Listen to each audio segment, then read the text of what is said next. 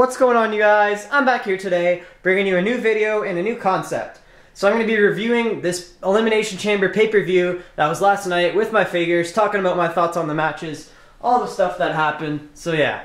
And the reason I didn't put a video out yesterday, I was pretty upset. I was supposed to go toy hunting in Ottawa and meet Bret the Hitman Hart, and we got a massive snowstorm with 25 to 30 centimeters of snow, so I was out shoveling all afternoon, and even if I tried to make a video, there was like the sound of 5 different snow blowers going off outside, so it would have been bad. Anyways, let's get right into it because the Elimination Chamber made me a lot more of a better mood last night because it was a very good pay-per-view. As well as, I found my Mickie James figure. Finally, does have a bit of a damaged leg there, but it seems to stay on. So our first match of the evening, we had Mickie James, and she took on Becky Lynch. Now this was a fairly good matchup, pretty back and forth, but Mickie James did control the majority of the match. And it ended with Becky Lynch getting a roll-up. I thought Mickie was going to win since this is her first singles match since coming back, but Becky did get the win. I can see why. It's been a while since she's had a singles win, and you know, usually when they bring people back, it's to put over the younger talent. But yeah, Becky Lynch got the win with a roll-up. It was a decent match. The first few matches on the show, really nothing that exciting. But yeah. And also the kickoff match before that on the pre-show, Mojo Rawley, Kurt Hawkins. I heard Mojo Rawley won. I honestly didn't even bother watching it because I don't care. And up next we had a 2-on-1 handicap match with Apollo Crews teaming up with Kalisto. Just reviewed this figure the other day if you haven't seen it yet. To take on Dolph Ziggler. And there goes Kalisto. It was a pretty decent match.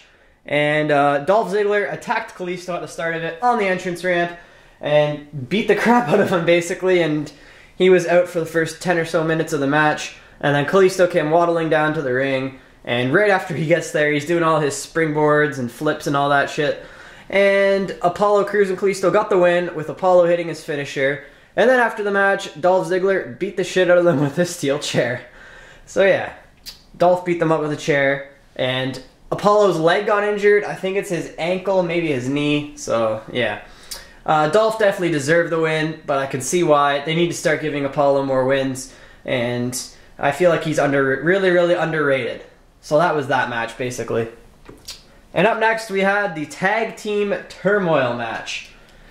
And the first 2 teams that came out, well, I don't have all the teams, so I'll just put up the people that I do. It was between, we had Heath Slater and Rhino. They were the first tag team to come out, and they took on Breezango. So I only have Fandango, sadly. You're going to see I only have 4 people that were from this match. But Rhino and Slater get the win with a gore on them. It was pretty back and forth. I was hoping Breezango would get a win in this match, but too bad, maybe next time. And actually, yeah, I'll put this tag belt out here too.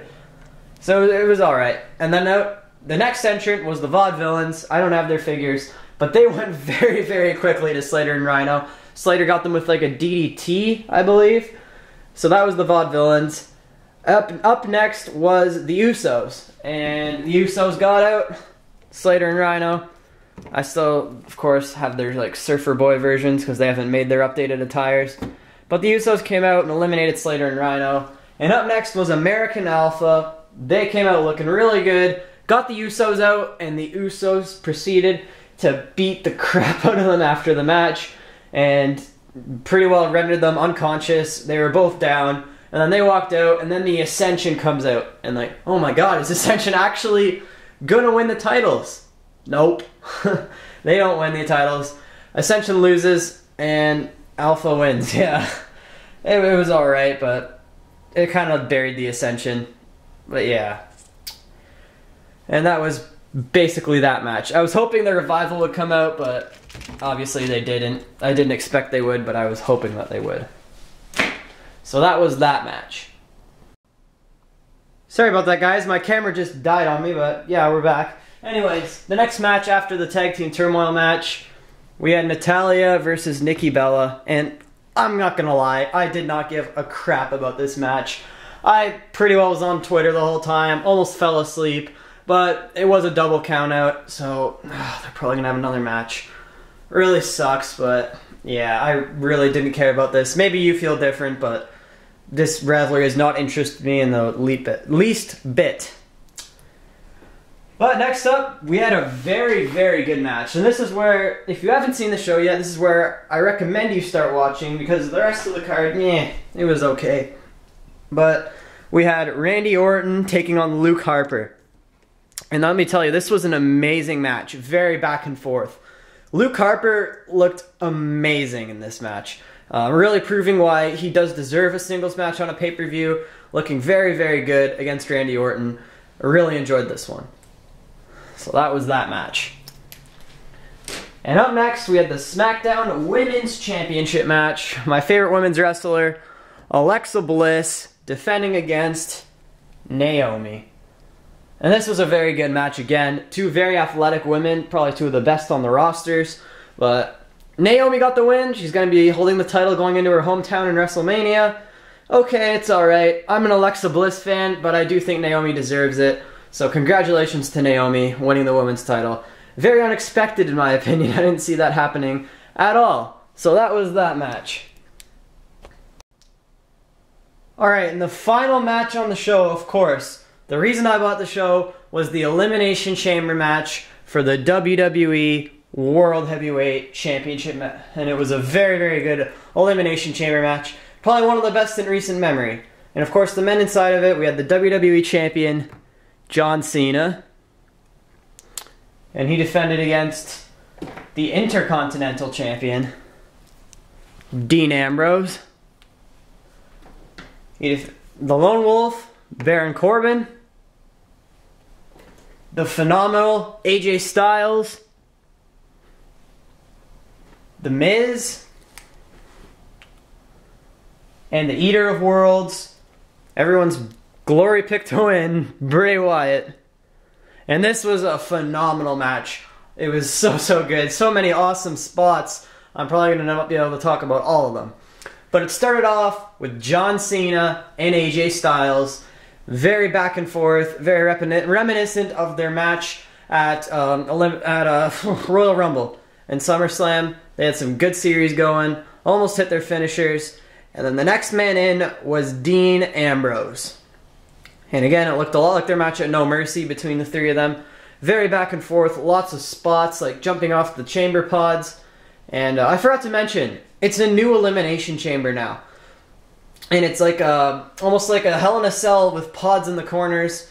It's a lot easier for the referees to open it up and do it faster, which is nice. But a lot of people were complaining about it. And the reason they improved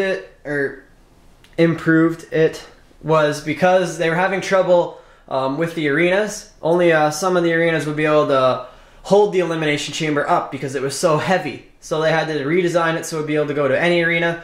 I heard there was only like 2 or 3 arenas left that would be able to hold it. So that's the reason they improved the chamber. So the Dean Ambrose, John Cena, and AJ Styles, lots of amazing spots.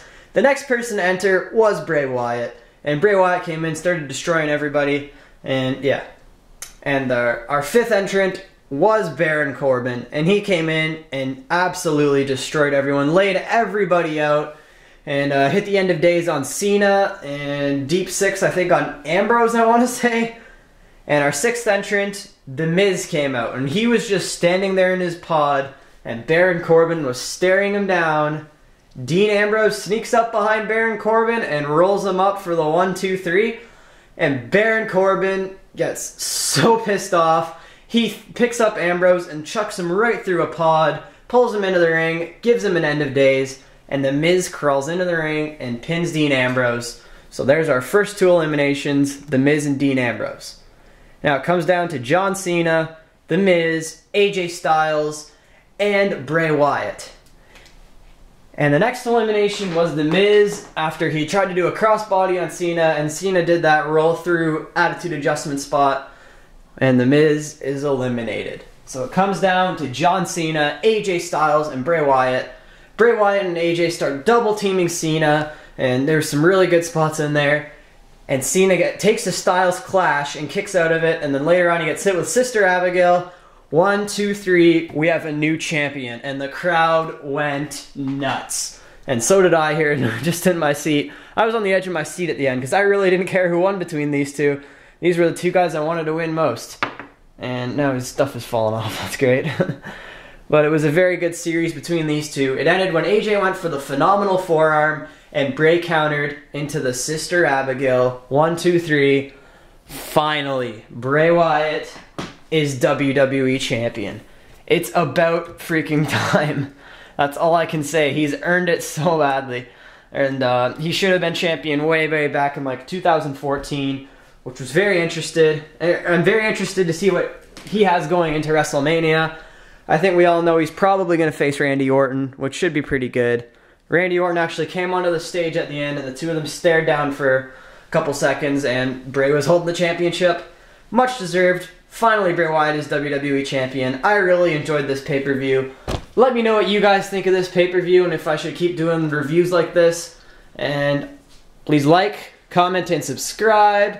Go follow us on Twitter. Link is in the description. I was tweeting a lot during the show last night. And I will see you guys in the next video.